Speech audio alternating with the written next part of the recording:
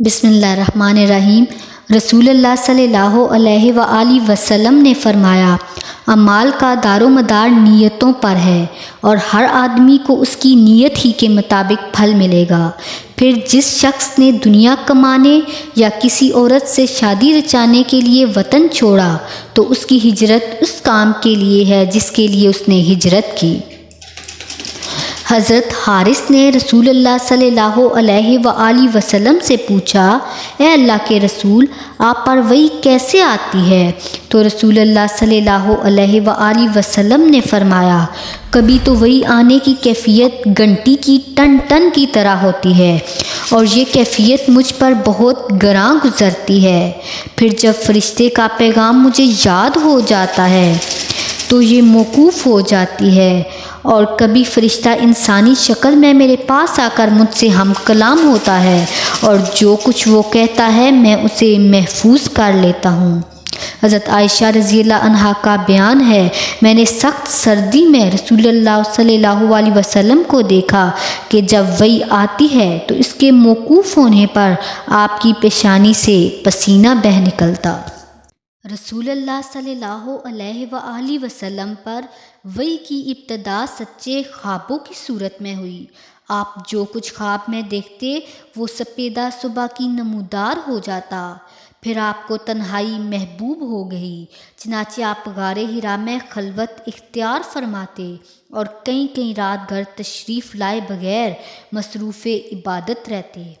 آپ کھانے پینے کا سامان گھر سے لے جا کر وہاں چند روز گزارتے، پھر حضرت خدیجہ کے پاس واپس آتے اور تقریباً اتنے ہی دنوں کے لیے پھر توشہ لے جاتے۔ یہاں تک کہ ایک روز جب آپ غار حرا میں تھے، یکایک آپ کے پاس حق آ گیا اور ایک فرشتے نے آ کر آپ سے کہا، پڑھو۔ آپ نے فرمایا، میں پڑھا ہوا نہیں ہوں۔ آپ کا فرمان ہے، اس پر فرشتے نے مجھے پکڑ کر خوب بینچا یہاں تک کہ میری قوت برداشت جواب دینے لگی۔ پھر اس نے مجھے چھوڑ دیا اور کہا، پڑھو۔ میں نے کہا، میں تو پڑھا ہوا نہیں ہوں۔ اس نے دوبارہ مجھے پکڑ کر دبوچا یہاں تک کہ میری قوت برداشت جواب دینے لگی، میں پڑھا ہوا نہیں ہوں۔ اس نے تیسری بار مجھے پکڑ کر بینچا، پھر چھوڑ کر کہا، پڑھو اپنے رب کے نام سے جس نے پیدا کیا، جس نے انسان کو خون کے لوتھڑے سے پیدا کیا، پڑھو، اور تمہارا رب تو نہایت کریم ہے۔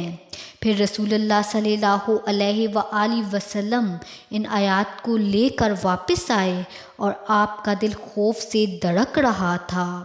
چنانچہ آپ اپنی بیوی حضرت خدیجہ رضی اللہ عنہا کے پاس تشریف لائے اور فرمایا، مجھے چادر اڑا دو۔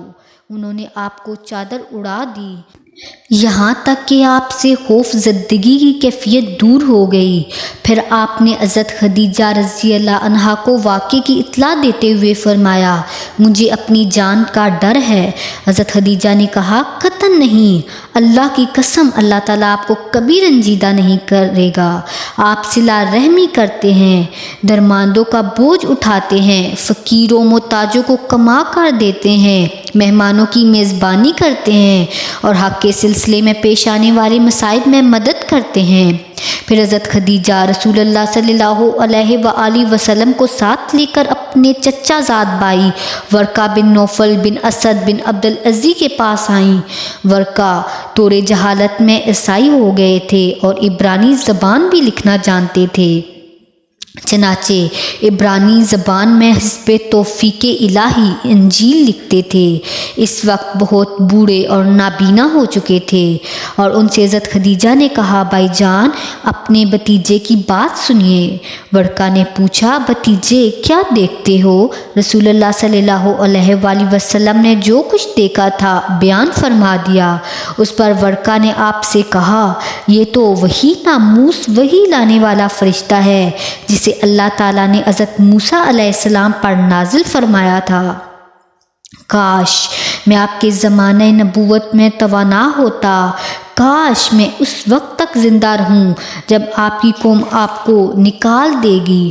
رسول اللہ صلی اللہ علیہ وآلہ وسلم نے فرمایا، اچھا تو کیا وہ لوگ مجھے نکال دیں گے؟ ورقہ نے کہا، ہاں، جب بھی کوئی آدمی اس طرح کا پیغام لایا جیسا آپ لائے ہیں تو اس سے ضرور دشمنی کی گئی، اور اگر مجھے آپ کا زمانہ نصیب ہوا تو آپ کی بھرپور مدد کروں گا۔ اس کے بعد ورقہ جلد ہی فوت ہو گئے اور وہی رک گئی۔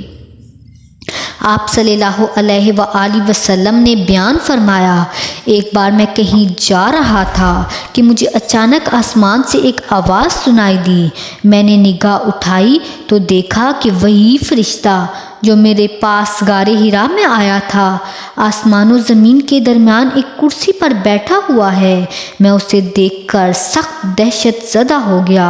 گھر لوٹ کر میں نے اہل خانہ سے کہا، مجھے چادر اڑاؤ۔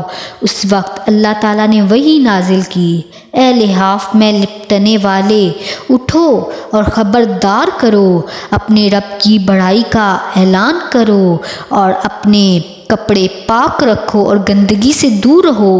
پھر نزول وحی میں تیزی آ گئی اور لگاتار نازل ہونے لگی۔ رسول اللہ صلی اللہ علیہ وآلہ وسلم وحی کے وقت بہت مشقت برداشت کرتے تھے اور آپ اکثر اپنے لب مبارک کو حرکت دیا کرتے تھے۔ حضرت ابن عباس رضی اللہ عنہ نے کہا، میں آپ کے سامنے اپنے ہونٹ ہلاتا ہوں جس طرح رسول اللہ صلی اللہ علیہ وسلم ہلاتے تھے۔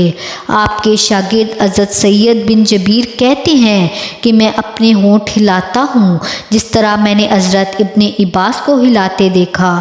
پھر انہوں نے اپنے ہونٹ ہلائے۔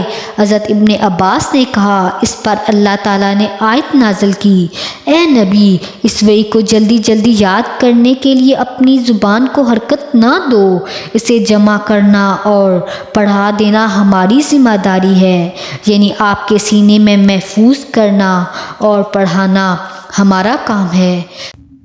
پھر ارشاد الہی، چنانچہ جب ہم پڑھ چکے تو ہمارے پڑھنے کی پیروی کرو کی تفسیر کرتے ہوئے فرمایا، خاموشی سے کان لگا کر سنتے رہو۔ پھر فرمان الہی، اس کا بیان کرنا بھی ہمارا کام ہے کی تفسیر کرتے ہوئے فرمایا، پھر اس کا مطلب سمجھا دینا بھی ہماری ذمہ داری ہے۔